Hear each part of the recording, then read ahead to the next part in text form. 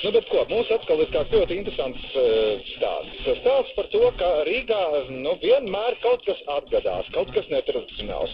Nedomājiet, ka katru dienu izejot no savas mājas, jums tajā un pašā vietā viss būs tieši tāpat kā ierasts. Jā, tik tiešām notiek dīvainas lietas, kuras nevienmēr mēs pirmajā mirklī varam izskaidrot. Par to arī jūs uzzināsiet nākamajā stāstā.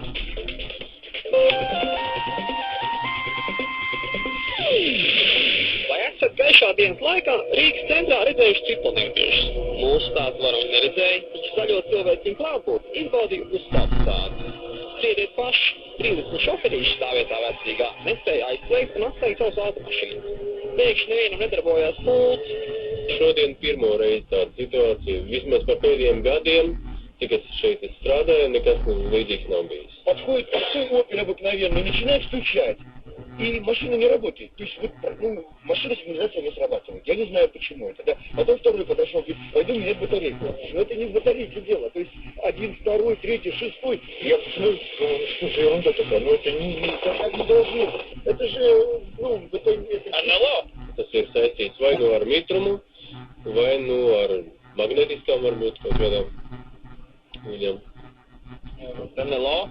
Nu, varbūt pilnīgi iespējams. Tikpat pēkšņi kā sākusies, dīvainā parādība bija garām. Cilvēki mierīgi sakāpa automašīnās un brauc mājās. Zinot, ka pamatā šīs te signalizācijas tomēr strādā uz elektromagnētiskiem viļņiem, tad viņam vajadzētu būt kaut kādu šo elektromagnētisko viļņu traucējumiem. Savādāk tur nevar būt jautājums, vai tie ir kaut kādi speciālisti, kas mēģina uzlauzt mašīnas vēl gadus 20 atpakaļ uz Krišjāņa Baroņu un Ļeņina ielas stūri. Toreiz bija liela antena, tur cilvēkiem pastāvīgi bija grūti skatīties televīziju. Valmierā pie televīzijas torņa cilvēki demonstrē netālu attālumā, ka tur bija elektromagnētiskais lauks tik spēcīgs maiņas, ka varēja izstiept vadus un dedzināt lampiņu.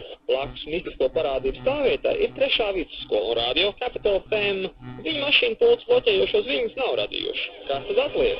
NLO ufologs stāsta, ka Rīgā lidojošais šķīvīts nav manīts vesels 12 gadus.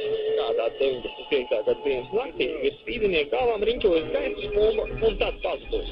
Visas automašīnas gan toreiz palika uz zemes. Ants Skobols, Edgars Jākubsons, Juris Aprāns, Tautas balss. Nu, lūk, kā var gadīties, tieši to platiņu nekā nestrādā. Un katru dienu tu ņem un strādā, bet šajā dienā nē. Tad šitu ir vairāk vietas, kur pat tiešām nestrādā šīs te pulces. Nu, vismaz man personīgi tur pie lidostas, pie lidlauka, tur diezgan bieži, ka mašīna vienkārši, neņem, tas slēdz ar iesmu, to darīt. Un atkal izķēpājies. Atkal izķēpājies. Bet es tajā stāvvietā arī bieži novietoju auto, nekad šāds problēmas man daudz gadu laikā nav bijušas. Mēs ar Ingu nolēmām, ka tā tik tiešām varētu būt problēma, dēļ kāds uzstādīts antenas. Bet, kā mūsu kolēģi ieteica, var jau būt, ka tur kāda dalība ņem ciklonētieši. Kas to?